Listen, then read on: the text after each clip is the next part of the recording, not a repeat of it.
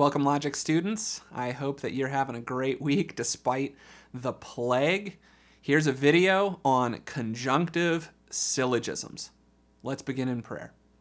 Our Father, who art in heaven, hallowed be thy name.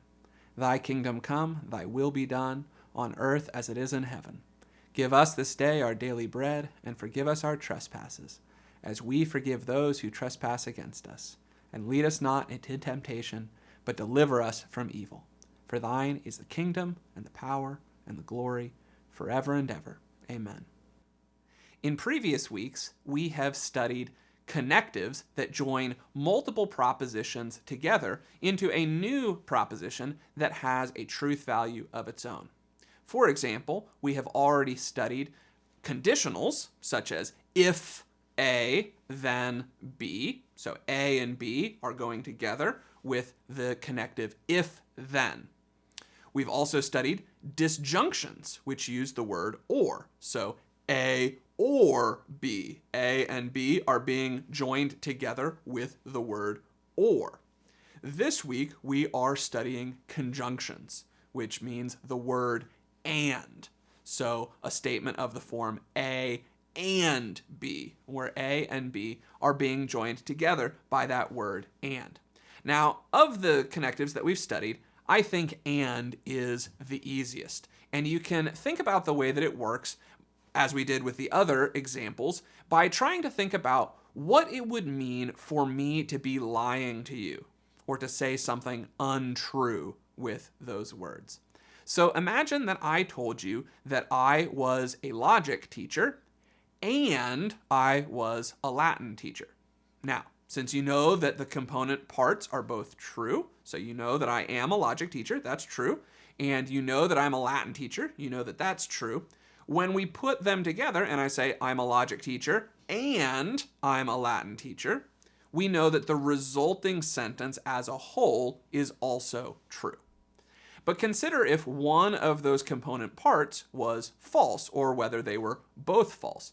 So what if I told you I am a logic teacher and I am a physics teacher? You know that I am a logic teacher, so the first part was true, but the second part was false. If I had said I'm a logic teacher or a physics teacher, that would be true, as we studied last week. Okay? But since I said and, we know that the whole statement is false because that one component was false.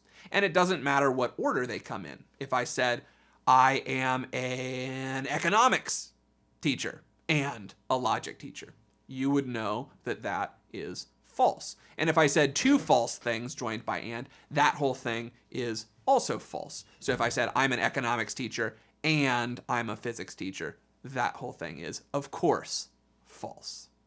Okay? Now, in symbolic logic, which we're not doing in this book, the argument form for conjunctions is very, very simple and also not incredibly useful. Okay? For that argument, you just have a single premise, an and statement, A and B, and you are allowed to derive either A by itself or B by itself. And you might be thinking, well, duh. That's kind of obvious. If I tell you I am a logic teacher and I'm a Latin teacher, then you can conclude, wow, he's a logic teacher. Or you could conclude, wow, he's a Latin teacher. So in Aristotelian logic, when we use what's called a conjunctive syllogism, we actually make it a little bit more complicated than that. And we assign a negation to the entire conjunction. So when we say something is not both A and B, okay, we're saying it can't be both. This allows us to get the reverse of the disjunctive syllogism that we studied last week. Remember, last week I said that whenever we say or in logic, it has that meaning of an inclusive or, not an exclusive or. So the option of both is included. So if I say, I really like vanilla ice cream and I really like chocolate chip cookie dough ice cream, so I'm going to get either vanilla or chocolate chip cookie dough. I'm not lying to you if I walk out of the store with a scoop of each. Okay, both is an option. So we studied last week a disjunctive syllogism goes A or B, not A, therefore B. But if you say A or B, premise A, then you actually don't get the conclusion not B, because both, again, is an option. So we use conjunctions plus a negation to give us that logical space of not both. Okay? So if I'm your dad and you're considering colleges, and I say, look, we don't have enough money to send you to 2 different colleges at the same time. That's not an option. So you can either go to the University of Chicago or you can go to Emory. Both of those are expensive schools, so we can't pay for both of them. So not both Chicago and Emory at the same time. And then you tell me, okay, well, I want to go to Chicago. Then I can logically conclude and respond to you as your dad, say, okay, well, I guess Emory is off the table. Conversely, if I say not both Chicago and Emory at the same time, and you say, well, I want to go to Emory, then I can flip it around and say, well, then I guess Chicago's off the table. Okay? So the logical form of the conjunctive syllogism is not both A and B at the same time. Second premise is, okay, A. Then the conclusion would be, so therefore not B. Or you could flip it around and same first premise, not both A and B. B, so therefore not A as the conclusion. Okay? Now, we can put that argument to work. Okay? And the example from this chapter is a famous quote from Jesus, which is that you cannot serve both God and mammon.